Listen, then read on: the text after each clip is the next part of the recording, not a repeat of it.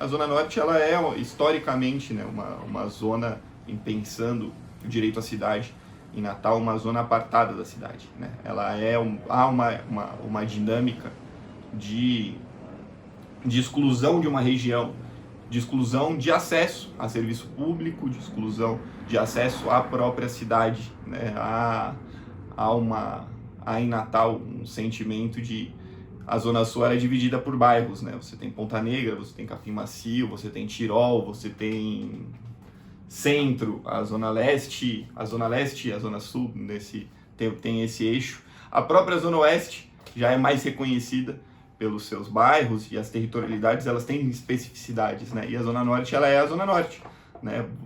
É o rio para lá. O rio, ele acaba sendo uma muralha, onde o acesso à cidade, aos serviços, ele é dificultado. Isso é fato. E a mesma coisa ocorre com o acesso à universidade. A UFRN, ela fica ali entre a Zona Leste e a Zona Sul, né?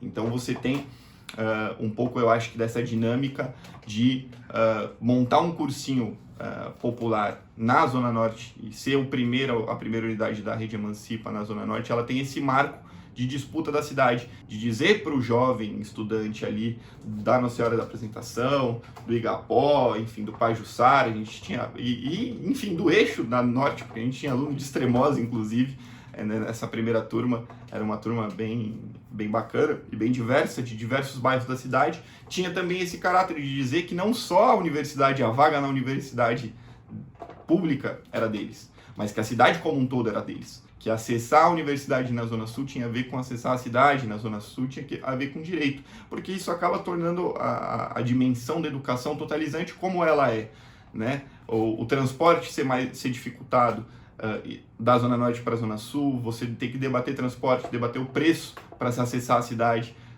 enfim, toda essa dimensão acho que passa pela educação popular, que passa pelo debate da vida das pessoas. Então acho que esse é um caráter e um diferencial que teve na escolha da Zona Norte enquanto nossa primeira sede. Bom, o diferencial para mim assim, de ter sido na Zona Norte, sobretudo, foi tipo o foco na gente, porque na época a gente sabia que tinha outros cursinhos, tinha cursinhos que era oferecido pela UFRN também, mas que era não tinha o custo de você ir a um local que era mais longe e tudo mais, que tipo até hoje, por exemplo, quando eu tenho que me deslocar para a UFRN, minha aula é de 9 horas da manhã, eu tenho que sair de casa às 7h30 da manhã, por causa de engarrafamento, por causa que tem que esperar ônibus, é uma hora de trajeto. Então, ser na Zona Norte, sobretudo no ponto inicial foi, que apesar de não ser muito central, digamos assim, mas ele era muito bom. Na época a gente pegava um circular que passava no bairro, então, se eu quisesse ir a pé, dava para ir a pé também. Tinha galera que ia a pé, eu ia de bike, então, eu acho que a acessibilidade para a gente conseguir ir foi o diferencial, assim, por ser na Zona Norte.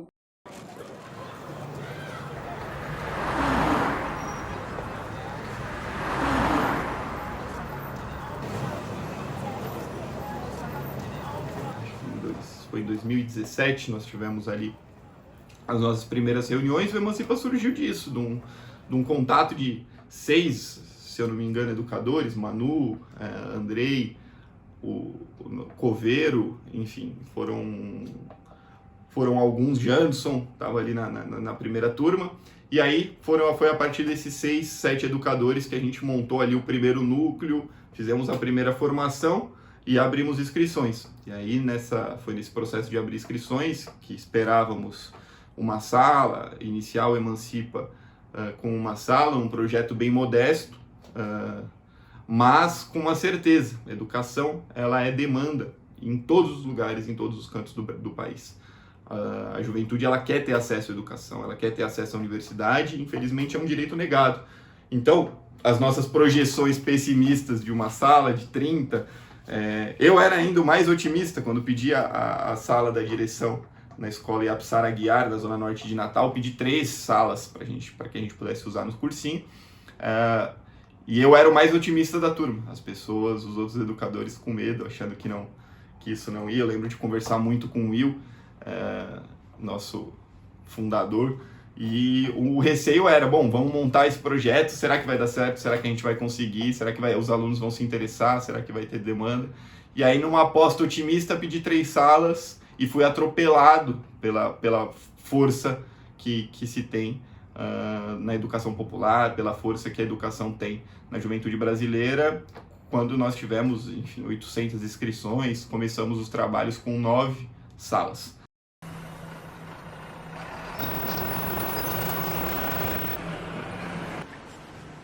Foi aqui na Universidade Estadual do Rio Grande do Norte que a gente passou mais tempo. A Rede Emancipa chegou aqui no meio do ano por conta de uma greve que começou nas escolas municipais e por conta da reposição. Eles precisaram da escola para repor as aulas aos sábados e a gente veio para cá e foi muito bem recebido. Aqui a gente tinha duas coisas muito importantes. A primeira é que a gente podia já começar a debater com os nossos alunos sobre o acesso à universidade, não só do ponto de vista da vaga, mas também do ponto de vista da ocupação desse espaço que é público, que é nosso, e que os nossos alunos nunca tinham entrado, mesmo morando aqui perto, mesmo morando na Zona Norte de Natal. A segunda questão para nós também tem a ver com a disputa do espaço público por conta de quem acha que é dono desse espaço, ou seja, professores, alunos que acham que só deveriam estar aqui aqueles que passam no vestibular de alguma forma. A gente começa a disputar território dentro do território, um território que até então parecia que estava de portas fechadas para os nossos alunos. Então aqui a gente experimentou uma nova forma, ao mesmo tempo que a gente nunca experimentou tanta estrutura. A gente sabe como as escolas municipais e estaduais são muitas vezes muito precarizadas, com muitos problemas estruturais, o ventilador que não funciona, a luz que não acende, a janela que não abre. E aqui a gente tinha salas climatizadas com ar-condicionado, um espaço enorme para poder fazer os nossos círculos com tranquilidade, com conforto, né? Espaços abertos, um vão aberto para poder fazer tudo isso. E até redário a gente tinha para os nossos tempos livres, para o tempo em que nosso aluno poderia fazer o que quiser, inclusive descansar.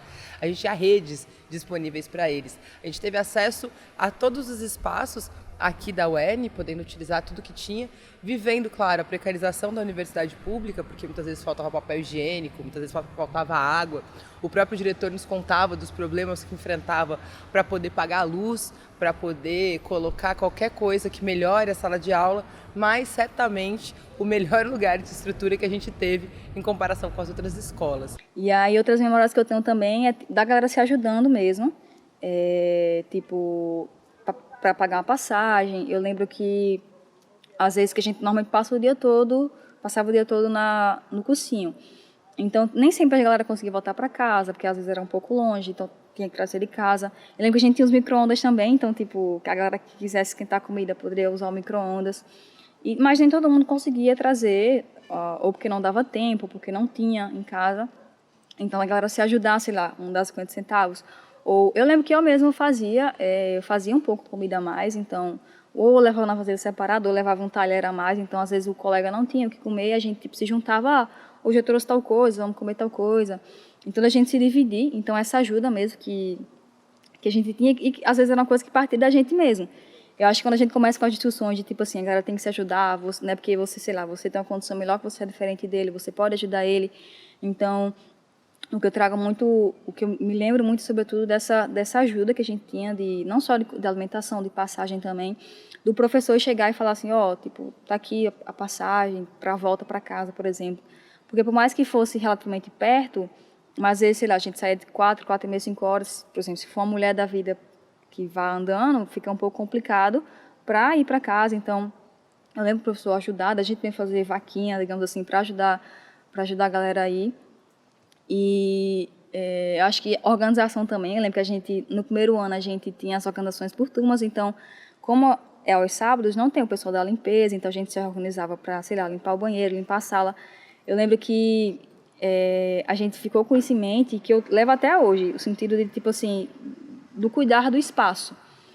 Sei lá, a escola abriu as portas para você, para que a gente tivesse o cursinho aos sábados, então você tem a consciência que você, sei lá, não pode sujar, você não pode quebrar uma cadeira, que quando a gente vem, tipo, das escolas públicas, normalmente a galera meio ali da vida, que, sei lá, às vezes quebra uma cadeira, então não emancipa não, a gente já tem essa construção de que a gente tem que preservar o espaço. A gente está ocupando isso aqui, mas a gente tem que cuidar disso aqui também. E também das discussões em si. Eu lembro que eu ficava muito ansiosa para ir aos sábados, porque era quando a gente podia trazer alguma discussão, quando a gente poderia falar nas rodas de conversa também. A gente sempre ficava assim, tipo, o que será que vamos discutir na roda de conversa do sábado? Então, o que eu lembro assim, muito é disso. Normalmente, quando a gente chegava aqui na UERN, os alunos entravam por ali e antes da aula começar, ficava todo mundo sentado por aqui. Aqui também é onde a gente organizava nossos almoços coletivos. A gente juntava essas mesas, fazia uma grande mesa em que cada um colocava o alimento que trouxe, enfim, a gente sentava todo mundo junto para comer. Quem tinha trazia mais, quem não tinha comia daqueles que tinham. E acho que esse era um dos momentos mais bonitos de solidariedade entre os nossos alunos. E aqui a gente tinha as nossas aulas. Nossos círculos aconteciam exatamente nesse vão aqui. A gente pegava as cadeiras da sala de aula, e isso é outra característica da Emancipa que eu acho incrível, que é o fato da gente combinar com eles e as coisas de fato se organizarem do jeito que a gente combinou. Então eles tiravam as cadeiras, colocavam aqui fora, a gente fazia um círculo gigante com todos os alunos, e quando acabava o círculo, todos eles pegavam as cadeiras e colocavam de volta na sala de aula. A gente nunca entregava uma sala de aula bagunçada, porque eles sabiam que era preciso cuidar desse espaço, não porque, de alguma forma, a UERN fazia um favor para nós, mas porque esse espaço também é deles. E se é nosso, se é a nossa casa, a gente também tem que cuidar. As nossas salas ficavam desse lado e do outro lado também, e era, como eu disse, um dos lugares mais bem equipados que a gente já teve, né? É só ver essa sala de aula com espaço de data show, com climatização, enfim, era outra realidade para os nossos alunos, inclusive muitos deles nunca tinham vivido isso antes, porque eles viviam escolas extremamente precarizadas, né?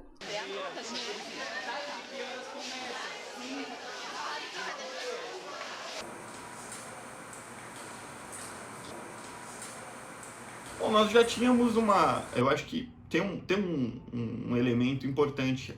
A maior parte desses professores, a gente foi se conhecendo ao longo da vida, na cidade, em bar, em trabalho, etc. E a condição muito similar de todos esses educadores é que, em sua grande maioria, eram os primeiros da família a acessar o ensino superior público, ou privado, na verdade, tinha um de privado, mas na grande maioria o primeiro da família a acessar o ensino superior público, e eram educadores que moravam nas periferias, grande parte na Zona Norte, mas também Parnamirim e Zona Oeste. Então, acho que tinha um pouco um caráter de compreensão da dificuldade do acesso, né? E da necessidade da gente ter política afirmativa do acesso desse jovem periférico de escola pública na universidade pública, enquanto caráter transformador, mas não só dele, porque eu acho que essa é a lição que a formação desse cursinho traz, né? A universidade pública não mudou só a vida daquele núcleo familiar, ou daquela família, ou daquele próprio educador, né?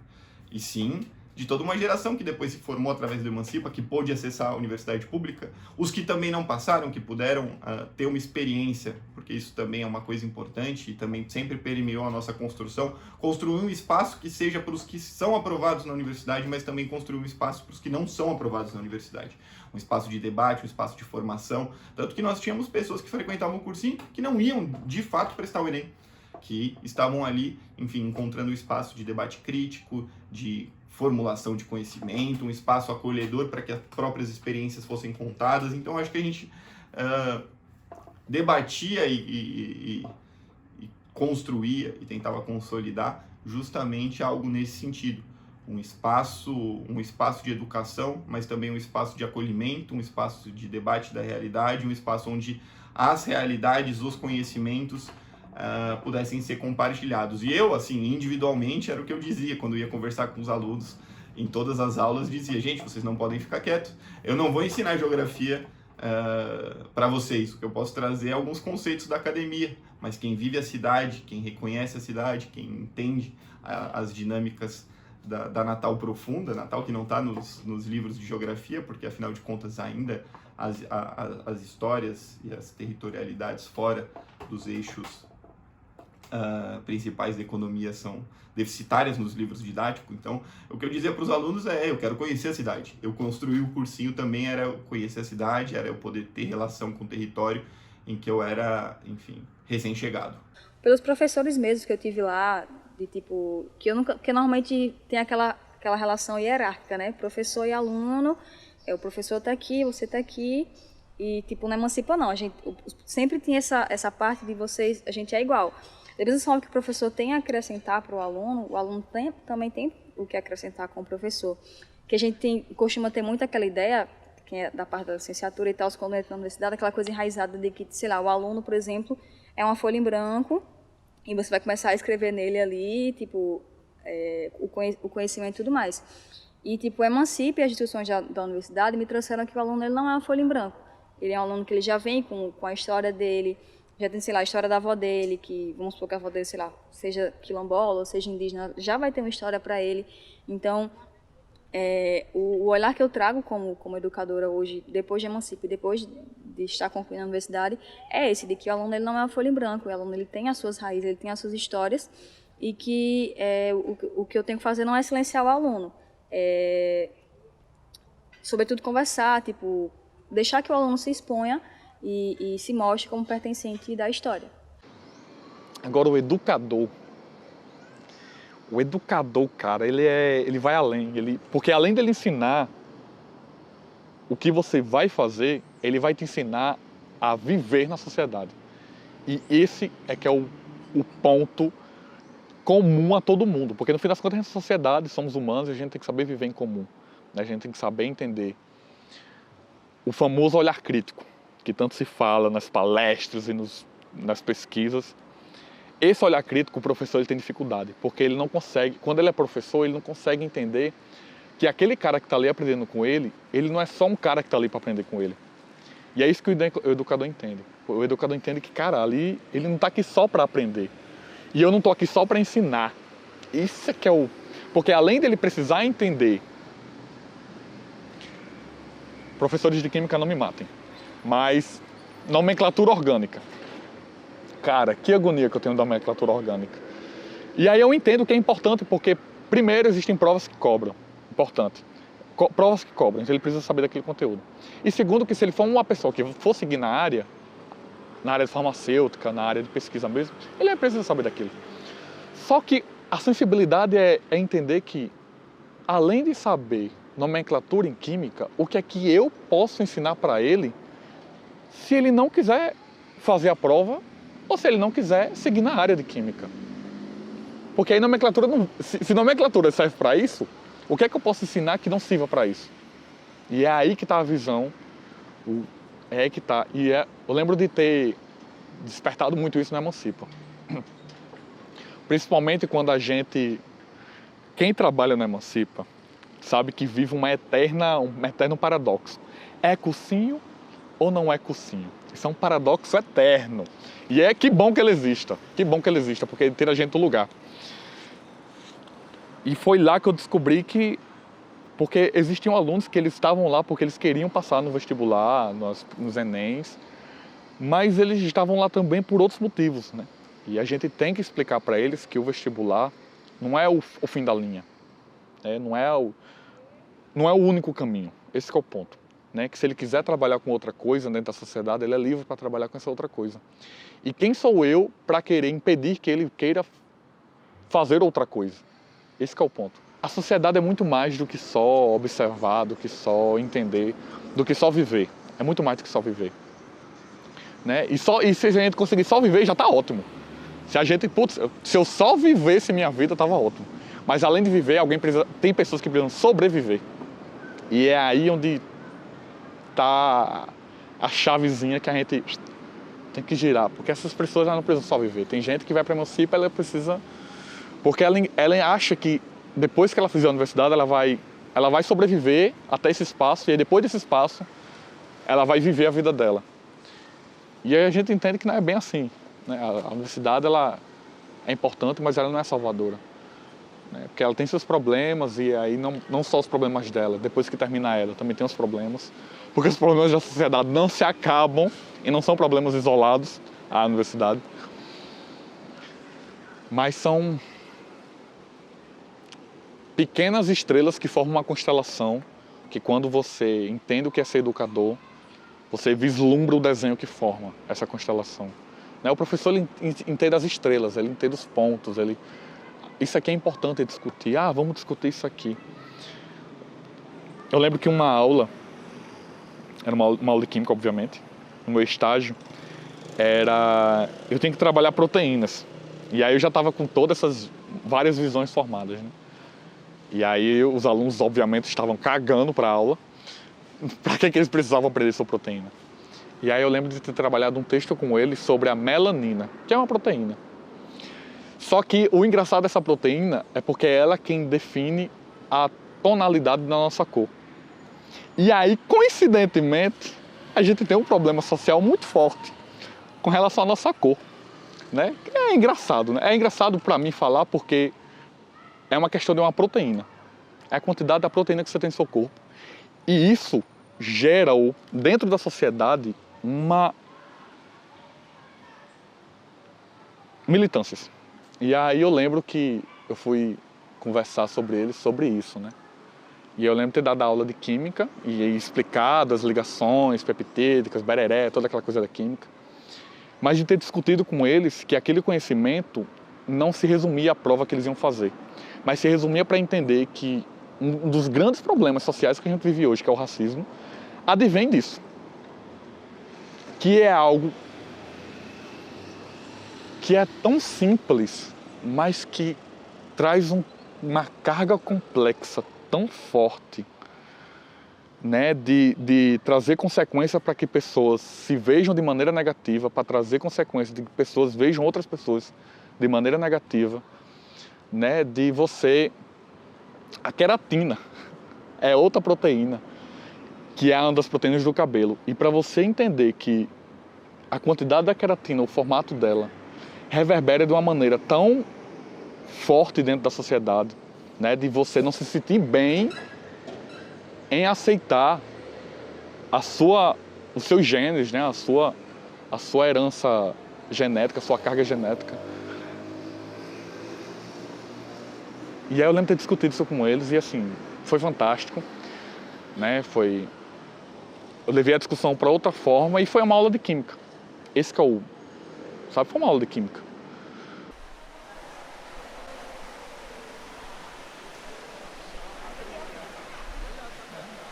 A aula inaugural é um momento que a gente espera sempre com muita ansiedade, sabe? É um momento em que a gente fica sem dormir nos últimos dias, acorda cedo, teve encher balão, a gente montou cartaz, a gente fez de tudo para que a aula inaugural fosse perfeita. Depois de 2 anos de pandemia, poder voltar para presencial, poder voltar a ter uma aula com os nossos alunos, a olhar o rosto dos nossos alunos, das nossas alunas, é algo que é indescritível.